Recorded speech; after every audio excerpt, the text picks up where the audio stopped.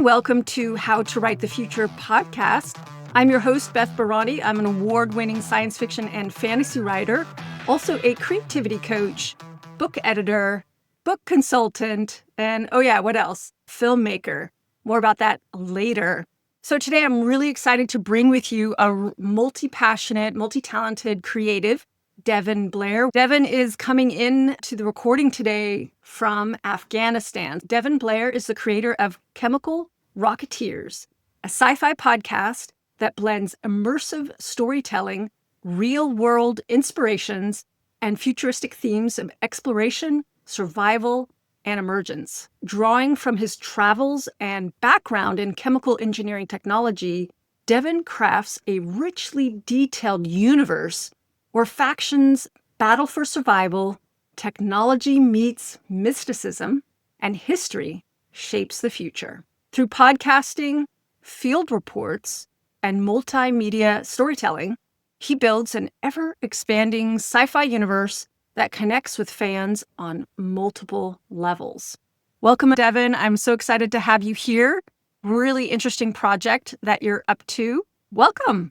An honor and pleasure. Thank you so much for having me on the platform. Really glad you're here. And as we were getting organized, everyone, for this interview, you were emailing me from Dubai, and now you're in Afghanistan. Can I ask, what is it that you're doing? Are you just traveling, sightseeing, visiting friends, doing work? What are you up to? Yes, that's actually a really good question. I was actually formally invited when I was actually networking around Dubai to find a way to have my best tour going around for Afghanistan.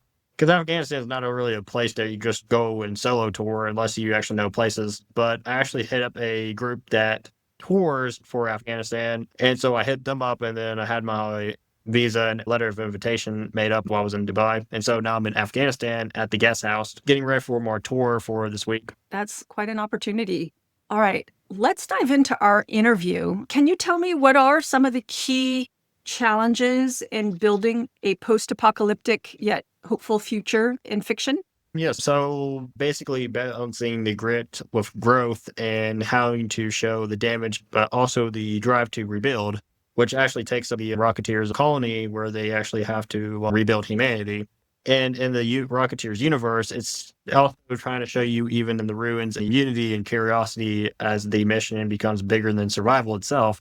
Because this is basically the upbringing of humanity trying to be rebuilt. They go explore. It's not even just about loss, it's also what could be created next. So the audio is a little bit choppy. There's some kind of apocalypse that has happened and humanity is trying to rebuild.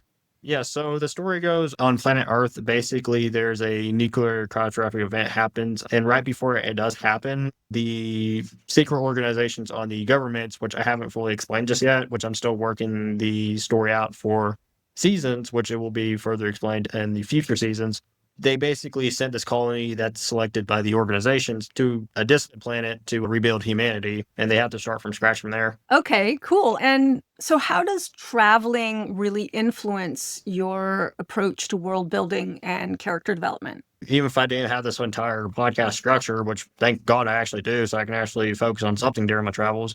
But it even comes with different cultures and everything else. Even just redefine your character and actually making you more well-deserved. So basically, traveling is everything for me when I'm actually pursuing this project. And for every country, for every person I meet, they can actually find me some elements I can actually find ways to write my characters.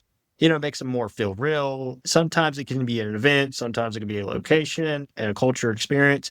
It just really sparks something. It's like a festival throughout an event or even throughout the country itself. Even exploring the ruins in Italy could shape up a mission setting, or how I can pull elements from each country in a visit and mixing the right ingredients based on culture, history. That's a big one, history. The vibe check, even settle out to build factions, characters, and environments. It's all about balancing one with another while staying consistent in my world building. Yeah, consistency is key. And you emphasized in your bio, you emphasized history, and now again, you emphasize history.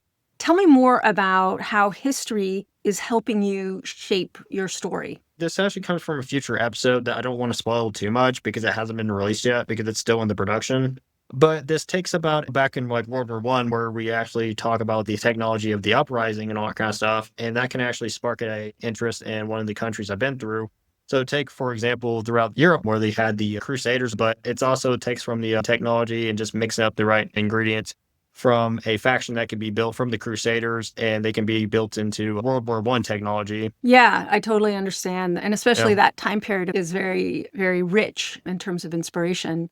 So, what advice do you have for aspiring science fiction and fantasy writers who are trying to create immersive universes? Yes, that is a very important question. It's not even an answer for everyone because maybe not everyone has that kind of opportunity because you can have a really big idea for your case and ideas can be very important. There's kind of two biggest pillars you have to create something lasting. Authenticity, consistency. And you can have a strong vision of what you're building. It's more like focusing on something that feels to you, laying down a solid foundation from a core theme to world logic and tone and grow it piece by piece, more like a slow and steady race. Because I mean, it's not really like a race to get to because it's something to your life's passion. But you keep track of everything, stay present in the creative flow, and commit to showing up very regularly. That's how immersive universe stays strong. Really fun.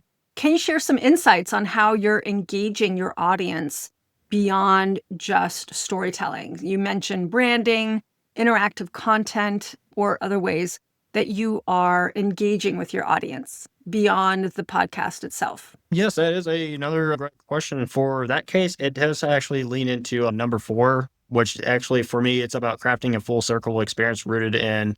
We talked about the two pillars about consistency and being authentic. I didn't want to like butcher the word, but sometimes I could be a little struggling about that. It's actually collaborating, networking, and showcasing the work on my different platforms so people can hear and see it and feel the Rocketeers universe. Because even for the two platforms I use the most for my work is Facebook and Instagram, which is from the art and the written storytelling, while YouTube and Spotify and similar podcast platforms are more audio experiences where you hear the main episodes. So when you hear about season one, about the main episodes, and when you actually read the reports on Facebook, and when you read the field reports, those are actually the side missions that actually explain the lore between season one and season two.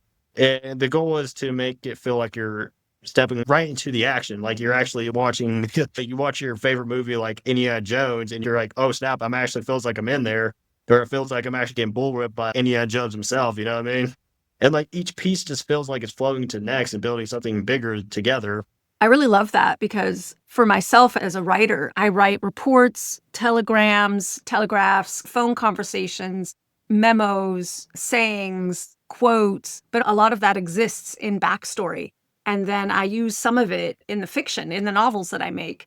And now I'm moving into filmmaking and television, and I'm also developing those kinds of things. And that's very inspiring to remember to use, some people call it interstitial material that doesn't necessarily end up in what we consider the final product, but actually is fabulous for interacting with our audience. So really, really fun that you're doing that.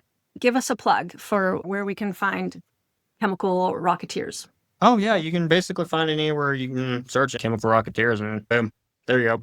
Excellent. I'll be sure to put all those links in our show notes, which will be on our blog, YouTube, all the podcast outlets, and then we market all over the socials. So we'll definitely be spreading the word for you.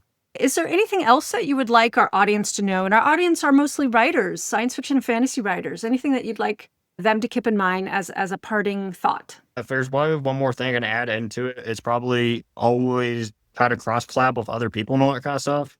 Because it can actually, with two sparking minds, it can actually make a lot more better ground. Yeah, cross collaboration. That's wonderful. That's so great. Well, Devin, I want to thank you so much for taking your time and your world travels. So awesome. I'm saying hello to you from the San Francisco Bay Area, and you're all the way there in Afghanistan. Stay safe. And thank you so much for being on How to Write the Future.